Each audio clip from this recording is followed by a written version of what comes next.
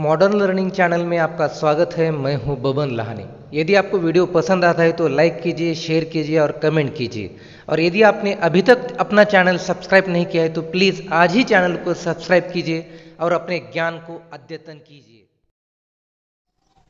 दोस्तों, हम आज देखने वाले हैं ऐसे खिलाड़ी के बारे में जानकारी कि जिसने अपने खेल के माध्यम से न केवल अपना बल्कि पूरे देश का नाम उसने रोशन किया। तो ऐसे महान खिलाड़ी है सुशील कुमार जी।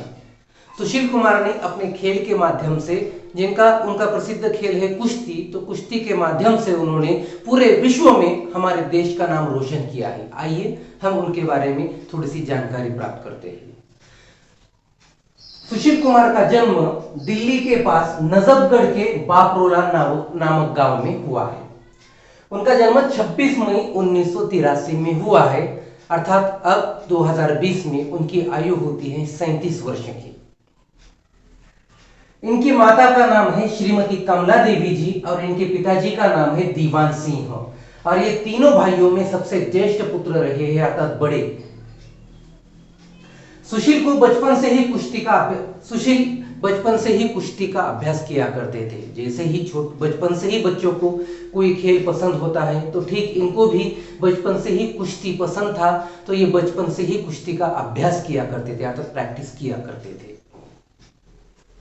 संयोग से सुशील का परिचय कुश्ती के कोच प्रसिद्ध पहलवान सतपाल जी से हुआ था और संयोग से ही उनका परिचय कुश्ती के प्रसिद्ध कोच सतपाल जी से हुआ था। सुशील को एक अच्छा खिलाड़ी बनाने में कोच सतपाल ने दिन रात एक कर दिया। और आप जानते ही हैं, कोच को मालूम होता है कि कौन सा खिलाड़ी कहां तक आगे बढ़ सकता है। तो सतपाल जी ने भी तुरंत पहचान लिया कि इसमें वो क्षमता है कि जो अपने पूरे देश का नाम रोशन कर सकता है। तो उन्होंने उसे बचपन से ही उनकी खूबियों को जाना और फिर उसे ऐसी तैयारी उससे करवाई कि वो फिर आगे चलकर बहुत बड़ा एक महान कुश्तीगीर वो बन गया। उन्हीं के मार्गदर्शन में सुशील एक अनुशासित, संयमी तथा परिश्रमी खिलाड़ी बन गए। और उन्हीं के मार्गदर्शन के द्वारा वे एक अनुशासित अर्थात वेल डिसिप्लिन, संयमी, वेल कंट्रोल, पेशेंस जिसके पास रहते हैं, और परिश्रमी अर्थात हार्ड वर्कर।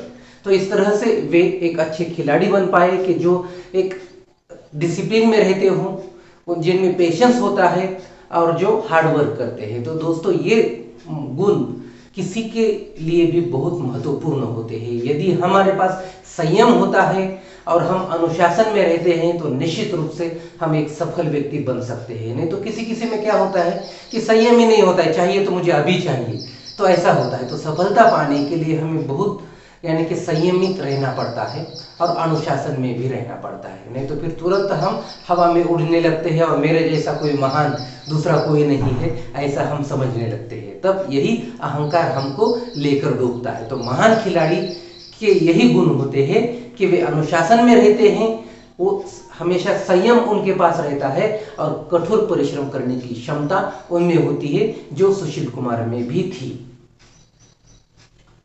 सुशील की खेल प्रतिभा के कारण उन्हें भारतीय रेलवे में रोजगार भी मिल गया। और जैसे कि मैंने आपको पहले वीडियो में ही कहा था, जिसमें खेल के बारे में जानकारी दी है, तो खेल के माध्यम से यदि हम अच्छा खेल लेते हैं तो हम खेल के माध्यम से हम रोजगार भी पा सकते हैं। तो इसी तरह से अच्छा खेलने के कारण ही सुशील कुमार को भारतीय रेल में रोजगार भी मिला, नौकरी भी मिली। सुशील ने सन 2006 में दोहा में आयोजित एशियाई खेलों में कांस्य पदक जीता। कांस्य पदक अर्थात ब्रॉन्ज मेडल। तो इस तरह से सन 2006 में दोहा में जो आयोजित की गई थी, तो उस प्रतियोगिता में इन्होंने कांस्य पदक जीता। 2008 के बीजिंग ओलंपिक में कांस्य पदक तथा 2012 के लंदन ओलंपिक में रजत पदक जीतकर कांस्य पदक अर्थात ब्रॉन्ज मेडल और रजत पदक अर्थात सिल्वर मेडल।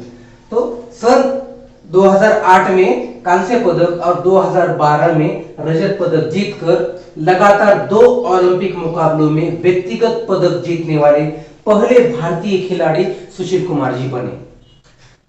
2008 ओलंपिक में 66 किलोग्राम फ्री स्टाइल में कजाकिस्तान के लियोनिड स्पिरिडोनोव को हरा कांस्य पदक जीतकर उन्होंने 56 साल बाद 1952 के इतिहास को एक बार फिर से दोहराया, जब यह पदक महाराष्ट्र के खशाबा जाधव ने जीता था। तो 1952 में खशाबा जाधव ने व्यक्तिगत रूप से कुश्ती खेल में ओलंपिक पदक जीता था, लेकिन 56 साल तक फिर प्रतीक्षा करनी पड़ी कि भारत में से कोई भी कुश्ती में आगे नहीं जा पाया।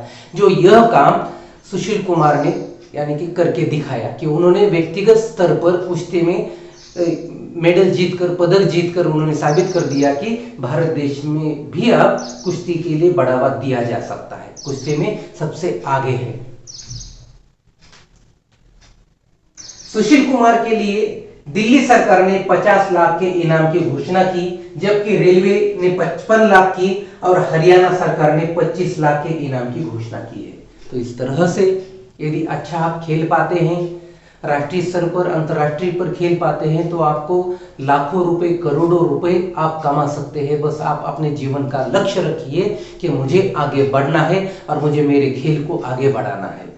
तो इस तरह से दोस्तों, खेल के माध्यम से न केवल हम रोजगार पा सकते हैं, बल्कि अपने साथ साथ अपने परिवार का, अपने राज्य का, अपने देश का नाम भी रोशन कर सकते हैं। तो इस तरह से, जिस तरह से सुशील कुमार ने बचपन से ही अपना उद्देश्य रखा कि हमें कुश्ती में आगे बढ़ना है और उसने वह बाद में करके दिखाया, तो आप भी इस तरह से अपने जीवन का लक्ष्य कोई खेल रखिए और उस खेल में आप आगे बढ़ते बढ़ते आपका व्यक्तिगत और देश का भी नाम रोशन कीजिए। तो दोस्तों, मिलते हैं जल्द ही अगले वीडियो में, तब तक के लिए धन्यवाद।